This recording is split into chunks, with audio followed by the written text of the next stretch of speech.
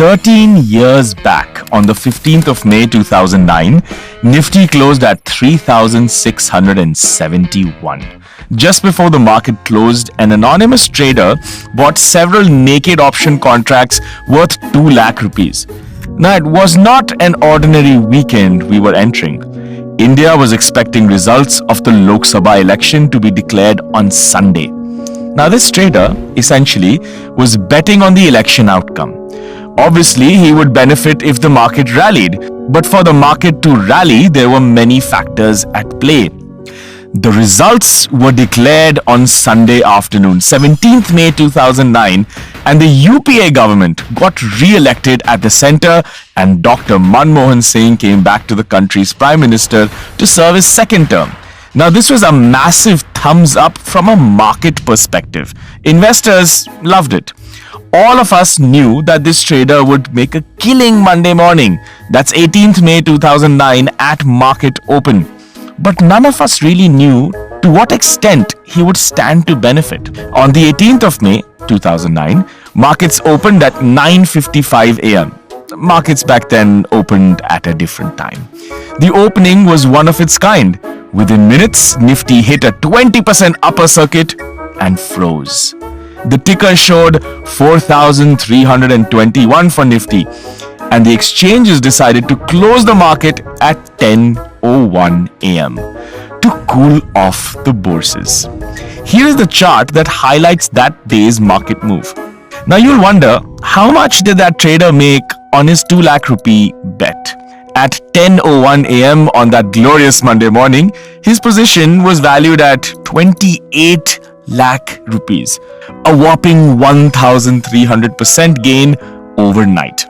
Now, this is the kind of trades that almost all traders, including me, aspire to experience. But while options are complex instruments, carefully planned trades with basic risk management techniques can yield asymmetric returns. And in this module, Karthik helps us to understand how options work.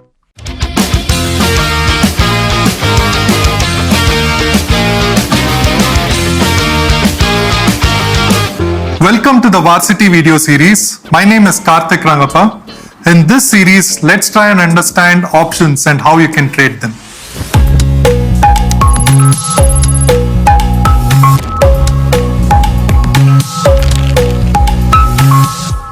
Just like the futures, options are derivative contracts as well.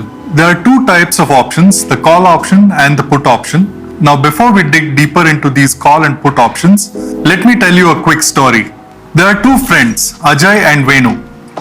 Venu owns a piece of land which is valued at 50 lakh rupees, and Ajay wants to buy this piece of land today from Venu because he thinks in 6 months' time there's a new highway project that is likely to come up near Venu's land, and the property price there is likely to increase to at least 1 crore rupees. Now, the value of the land will increase only if this highway project comes up. Ajay wants to buy this land from Venu, but his only worry is, what in 6 months if the project does not materialize? Then he'll be stuck with a piece of land which is of no use to him. So he is in a dilemma. So Ajay gives Venu a non-refundable fee of rupee 5 lakh today and tells him that 6 months down the lane, he will decide whether he wants to buy the land or not. If Ajay decides to buy the land 6 months hence, then Venu will have to give him the piece of land at the price that they fix today, that is 50 lakh rupee. However, if Ajay decides not to buy the land 6 months hence, then Venu can just keep the 5 lakh rupee that he has paid as a non-refundable fee. Now, if you think through this, what Ajay really has done here is he has bound Venu into an obligation to sell the piece of land 6 months hence only if he decides to exercise his right to buy the land. Now, think through this for a minute. What do you think is likely to happen 6 months down the lane? Well, whatever is likely to happen is dependent on the price of the land as such. Now, the price can move in 3 different ways. Either the price can increase, which means to say that the highway project that Ajay has been dreaming about has actually come true and therefore the price has shot up, or the price can go down for unforeseen circumstances, or the price can remain flat at 50 lakh rupees. So let us look at the first scenario where the price of the land increases. That means to say Ajay's expectation of the highway project has come true. Therefore, the price of the land has shot up to, let's say, 1 crore. Now, what do you think Ajay is likely to do? Well, he'll walk up to Venu and insist that Venu sells the land to Ajay at the price that they fixed 6 months earlier, which was 50 lakh rupees. Unfortunately, since Venu has accepted the 5 lakh as a non-refundable fee, is now obligated to sell this piece of land to Ajay. Now, if you look at this from a P&L perspective, Ajay gets to buy a piece of land which is worth 1 crore by paying just 50 lakh. Of course, he's paid 5 lakhs as advance, a non-refundable advance. So adjusting for that, he gets to make 45 lakh in profit.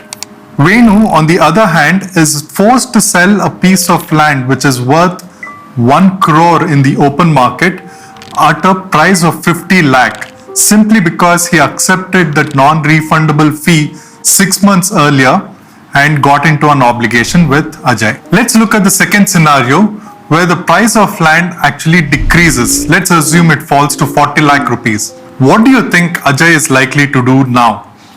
Well, it doesn't make any sense for Ajay to buy a piece of land which is available at 40 lakhs in the open market by paying 50 lakhs to Venu. Remember, 50 lakh was the price set 6 months before. So the price of the deal is set to 50 lakh. Irrespective of where the price moved, the deal has to be executed at 50 lakh. Therefore, in this case, because the price of land has decreased, Ajay has zero incentive to go and buy a piece of land which is valued at 40 lakhs by paying 50 lakhs.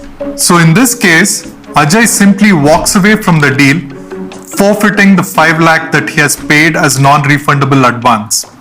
Therefore, in this case, Venu gets to make a clean 5 lakh rupee as his profit. Let's look at the third scenario where the price of land is 50 lakhs. The price hasn't changed. That means to say nothing really has happened. There is no highway project. There is no negative sentiment. The price has remained flat. What do you think Ajay is likely to do now?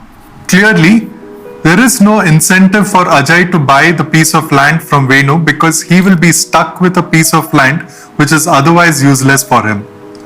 Again, in this situation, he'll simply walk away from the deal and Venu will get to make 5 lakh as a profit. I hope you've understood this example very clearly. If you have understood this example with all its nuances, then I'm pretty sure that you're on a good path to understand options. In fact, if you've understood this example well, then this is exactly how a call option works. Lastly, as you can see, options are leveraged instruments.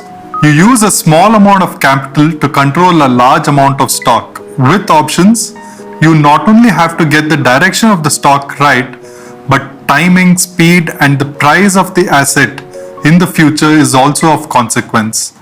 We will learn all these things in the coming videos. Key takeaways from this video are: